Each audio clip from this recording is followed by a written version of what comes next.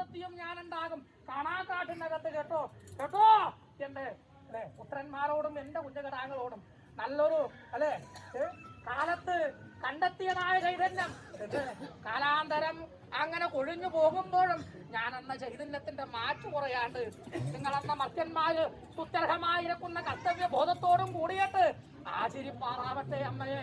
അവിടെ അല്ലെ ഒരു വിളയ്ക്ക് 9 മാറ്റം തന്ന് അപേക്ഷിച്ച നേരത്ത് ഉപേക്ഷിക്കാണ്ട് രക്ഷ ചെയ്തു തരാൻ അമ്മയുണ്ടാകും. കേട്ടോ പിള്ളേ പ്രധാനമാര് മഹാലോകരോടുന്നത് ആയതുകൊണ്ട് മുഴങ്ങട്ടെ ശംഖുധന്യം ഒക്കതനാനും ആയതുകൊണ്ട് ഇനി